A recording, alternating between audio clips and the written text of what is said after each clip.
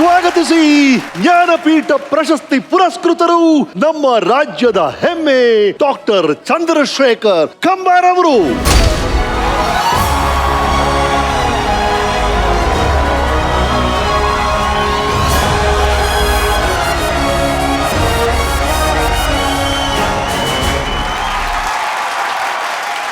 Sir, ಬಹಳ ಖುಷಿ ಆಯ್ತು ತಾವು ಬಂದಿದ್ದು. ಸಾಹಿತಿಗಳು ಅಂದ್ರೆ ಶ್ರೇಷ್ಠ ಕಥೆಗಾರರು. ನಾವು ಯೋಚನೆ ಮಾಡೋ ರೀತಿಯನ್ನ ಬದಲಾಯಿಸಿದಂತ ಕಥೆಗಳನ್ನ ಬರ್ದಿದ್ರಿ. ಇವತ್ತು ನಿಮ್ಮ ಜೀವನದ ಕಥೆಯನ್ನ ನಿಮ್ಮ ಬಾಯಲ್ಲೇ ಕೇಳಬೇಕು ಅನ್ನೋದೇ ನಮ್ಮ ಆಸೆ. ಹಾಗಾಗಿ ಮತ್ತೊಮ್ಮೆ ಸ್ವಾಗತ. ಇವರು ಡಾಕ್ಟರ್ ಚಂದ್ರಪ್ಪ ಬಸವಣ್ಣಪ್ಪ ಕಂಬಾರರು. ಹುಟ್ಟಿದ್ದು ಜನವರಿ 2, 1937 ಬೆಳಗಾವಿಯ ಗೋಡಗೇರಿಯಲ್ಲಿ. ತಂದೆ ಬಸವಣ್ಣಪ್ಪ ಕಂಬಾರರು, ತಾಯಿ ಚೆನ್ನವ್ವ.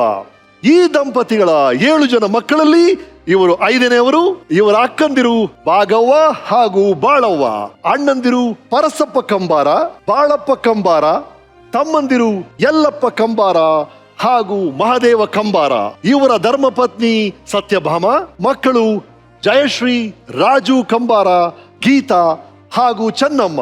ಧಾರವಾಡ ವಿಶ್ವವಿದ್ಯಾಲಯದಿಂದ MA ಪದವಿ ಪಡೆದು ಉತ್ತರ ಕರ್ನಾಟಕದ ಜಾನಪದ ರಂಗಭೂಮಿಯ ಬಗ್ಗೆ PhD ಮಾಡಿ ಬೆಳಗಾವಿಯ ಲಿಂಗರಾಜು ಕಾಲೇಜಿನಲ್ಲಿ ಅಧ್ಯಾಪಕ ವೃತ್ತಿ ಆರಂಭಿಸಿ 1968ರಿಂದ 71ರವರೆಗೆ ಶಿಕಾಗೋ ಯೂನಿವರ್ಸಿಟಿಯಲ್ಲಿ ಕನ್ನಡ ಅಧ್ಯಾಪಕರಾಗಿ 1971ರಲ್ಲಿ ಬೆಂಗಳೂರು ವಿಶ್ವವಿದ್ಯಾಲಯದ ಪ್ರಾಧ್ಯಾಪಕರಾಗಿ ಕಾರ್ಯನಿರ್ವಹಿಸಿ 1999ರಲ್ಲಿ ನಿವೃತ್ತರಾಗುತ್ತಾರೆ.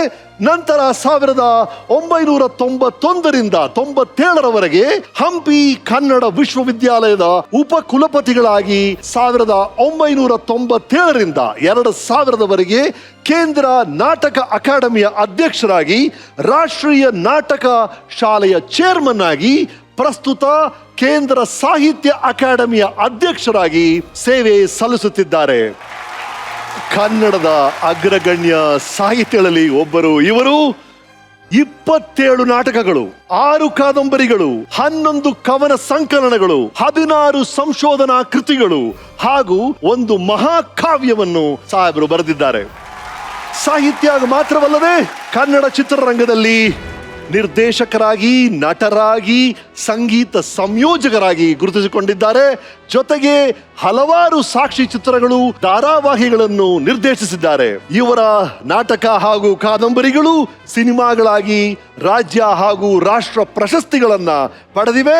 ಇವರ ಸಾಧನೆಗೆ ಕೇಂದ್ರ ಸಾಹಿತ್ಯ ಅಕಾಡೆಮಿ ಪ್ರಶಸ್ತಿ, ಕೇಂದ್ರ ಸಂಗೀತ ನಾಟಕ ಅಕಾಡೆಮಿ ಪ್ರಶಸ್ತಿ, ಕಮಲಾದೇವಿ ಚಟ್ಟೋಪಾಧ್ಯಾಯ ಪ್ರಶಸ್ತಿ, ರವೀಂದ್ರನಾಥ್ ಟ್ಯಾಗೋರ್ ಪ್ರಶಸ್ತಿ, ಸಂತ ಕಬೀರ ಪ್ರಶಸ್ತಿ, ಕರ್ನಾಟಕ ಸಾಹಿತ್ಯ ಅಕಾಡೆಮಿ ಪ್ರಶಸ್ತಿ, ಕರ್ನಾಟಕ ನಾಟಕ ಅಕಾಡೆಮಿ ಪ್ರಶಸ್ತಿ, ಕರ್ನಾಟಕ ಸಾಹಿತ್ಯ ಪರಿಷತ್ ಪ್ರಶಸ್ತಿ, ಕರ್ನಾಟಕ ರಾಜ್ಯೋತ್ಸವ ಪ್ರಶಸ್ತಿ, ನಾಡೋಜ ಪ್ರಶಸ್ತಿ, ಪಂಪ ಪ್ರಶಸ್ತಿ, ಮಾಸ್ತಿ ಪ್ರಶಸ್ತಿ, ಕಲ್ಕತ್ತಾ ಸರ್ಕಾರದಿಂದ ನಂದೀಕರ್ ಪ್ರಶಸ್ತಿ, ಕೇರಳ ಸರ್ಕಾರದಿಂದ ಆಶಾನ್ ಪ್ರಶಸ್ತಿ, ಮಧ್ಯಪ್ರದೇಶ ಸರ್ಕಾರದಿಂದ ಕಾಳಿದಾಸ್ ಸಮ್ಮಾನ್ ಪ್ರಶಸ್ತಿ, ಆಂಧ್ರ ಪ್ರದೇಶ ಸರ್ಕಾರದಿಂದ ಚೋರು ಸಾಹಿತ್ಯ ಪುರಸ್ಕಾರ, 2001ರಲ್ಲಿ ಪದ್ಮಶ್ರೀ ಪ್ರಶಸ್ತಿ ಹಾಗೂ ಇವರ ಸಮಗ್ರ ಸಾಹಿತ್ಯಕ್ಕೆ 2010ರಲ್ಲಿ ಪ್ರತಿಷ್ಠಿತ ಜ್ಞಾನಪೀಠ ಪ್ರಶಸ್ತಿ ಪಡೆದಿರೋರು ಡಾಕ್ಟರ್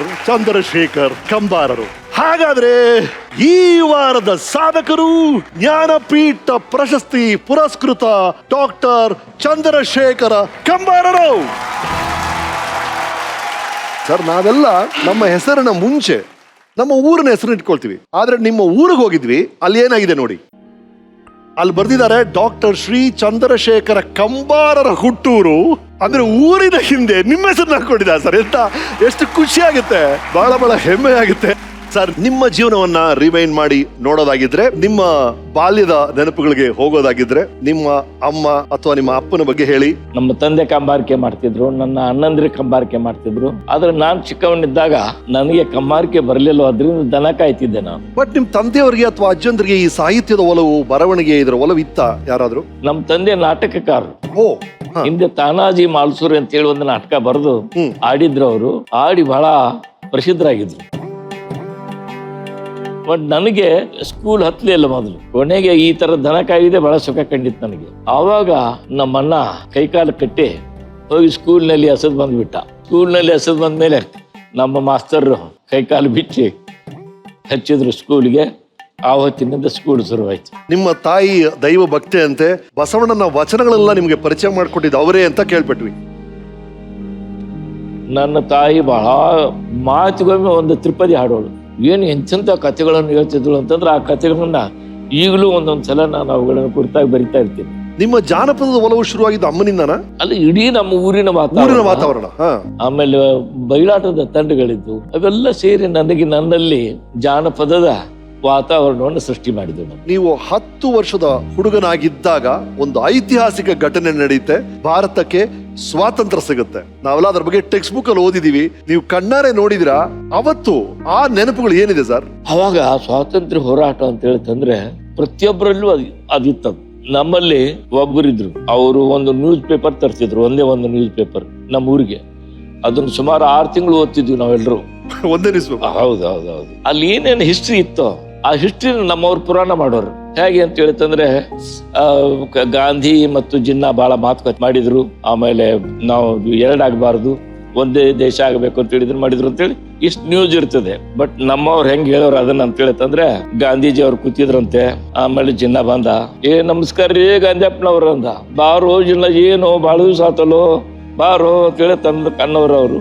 ನೋಡ್ರಿ ಗಾಂಧಿಯಪ್ಪನವ್ರ, ನಾವಿಬ್ರು ಬೇರೆ ಆಗಾಕಬೇಕು, ನಮ್ಮ ದೇಶ ಬೇರೆ ನಿಮ್ ದೇಶ, ನಮ್ಮ ಪಾಲ್ ನಮಗ್ ಕೊಡ್ರಿ ಅಂತ ಜಿನ್ನಾ ಅಂದ. ಹುಚ್ಚ, ನಾವ್ ಇವತ್ತು ಒಂದಾಗಿದ್ರೆ ಹುಲಿ ಹೆದರ್ತಾವ, ಒಂದ್ ವೇಳೆ ನಾವು ಬ್ಯಾರಿ 2 ಆದ್ವಿ ಅಂತ ಹೇಳಿತಂದ್ರೆ ಇಲಿ ಹೆದರೋದಿಲ್ಲೋ ನಮಗ, ನಿನಗೇನ್ ತಲೆಗಿಲಿ ಐತೋ ಇಲ್ಲೋ ಅಂತ ಹೇಳಿ ಗಾಂಧಿ ಅಂದ್ರ. ಈ ರೀತಿಯಲ್ಲಿ ನಾವು ಕತೆ ಮಾಡ್ತಿದ್ದೀವಿ. ಇತಿಹಾಸನೆಲ್ಲ ಕತೆ ಮಾಡೋದು ಬಹಳ ಚೆನ್ನಾಗಿದೆ. ಗಾಂಧೀಜಿ ಅವರು ಜಿನ್ನಾ ಉತ್ತರ ಕರ್ನಾಟಕದ ಭಾಷೆಯಲ್ಲಿ ಮಾತಾಡುವಂತ ಒಂದು ಕಲ್ಪನೆಯಲ್ಲಿ ನಾಟಕ ಮಾಡ್ತಾ ಇದ್ರಿ ಆ ವಯಸ್ಸಲ್ಲಿ ಅಂತ. ಇನ್ನೊಂದು ಸ್ವಲ್ಪ ನಮ್ಮ ಊರಿಂದ ಹೇಳ್ಬೇಕು ನೀವು. ನಾನು ಸ್ಕೂಲ್ನಲ್ಲಿ ಸೇರಿದ್ನಲ್ಲ, ನಂಬರ್ 1 ವಿದ್ಯಾರ್ಥಿ ನಾನು. ಸರಿ. ಅಲ್ಲಿ ನಮ್ಮಲ್ಲಿ ಕುರುಬರ ದೇವಸ್ಥಾನ ಇದೆ, ಬೀರೇದೇವರ ದೇವಸ್ಥಾನ. ಬೀರೇದೇವರ ದೇವಸ್ಥಾನದಲ್ಲಿ ಬಹಳ ಕುರುಬರ ಹಾಡುಗಳನ್ನ ಬರೆದಂತ ಒಂದು ದೊಡ್ಡ ಗ್ರಂಥ ಇತ್ತಲ್ಲಿ. ಆ ಗ್ರಂಥವನ್ನು ಪ್ರತಿ ಮಾಡ್ಲಿಕ್ಕೆ ಹೆಚ್ಚಿದ್ರು ಅವರು. ಯಾರು? ಆ ಮಠಾಧೀಶ ದೇವರೇಶಿ ಅವರು ಕೆಲಸ ಕೊಡ್ತಾ ಇದ್ರು. ಅವ್ರು ಏನು ಅಂದ್ರೆ ದಿನಾಲು ಶಾಲೆ ಕಲಿಯೋದು, ಸ್ಕೂಲ್ ಮಾಡ್ಕೊಂಡು ಅಲ್ಲಿ ಹೋಗಿ 1-2 ಗಂಟೆ ಅದ್ರ ಕಾಪಿ ಮಾಡೋದು, ಪ್ರತಿ ಮಾಡೋದು. ಅಲ್ಲಿಂದ ನನ್ನ ಕಾವ್ಯದ ಇದು ಶುರುವಾಯ್ತು. ಈ ಬೀರೇಶ್ವರ ಹಾಡುಗಳು ಎಂತ ಸುಂದರವಾದ ಹಾಡುಗಳು. ಆ ಹಾಡುಗಳನ್ನ ಆ ಛಂದಸ್ಸು ಬರ್ಲಿಕ್ಕೆ ಶುರುವಾಯ್ತು ನನಗೆ, ಆ ಶಬ್ದಗಳು. ಹೀಗಾಗಿ ಅಲ್ಲಿ ಅದ್ರ ಗುಂಟ ಒದ್ದಾಡಿ ನಾನು ಕವಿ ಆದೆ. ಅದೇ ನಾವು ಕೇಳ್ಪಟ್ವಿ, ಆ ದೇವರೇಶಿ ಅವರು ಆ ಹಾಡುಗಳನ್ನ ಹಾಡ್ತಾ ಇದ್ರಂತೆ. ಅದನ್ನ ಬರೆಯಕ್ಕೊಬ್ಬ ಹುಡುಗ ಬೇಕು. ನಿಮ್ಮ ಬರವಣಿಗೆ ತುಂಬಾ ಚೆನ್ನಾಗಿತ್ತು, ನೀವು ಬಹಳ ಶಾರ್ಪ್ ಆಗಿದ್ದಂತೆ. ನಿಮ್ಮನ್ನ ಕರೆದು ನೀವು ಬರೆಯಕ್ ಶುರು ಮಾಡಿದ್ರಿ. ಇಷ್ಟು ದಪ್ಪ ಬುಕ್ ನೀವು ಆ ಕಾಲದಲ್ಲೇ ಬರ್ದಿದ್ದೀರಿ ಅಂತ ಅವ್ರು ಹೇಳಿ. 1 ಇಯರ್ ಬರ್ದ್ರಿ.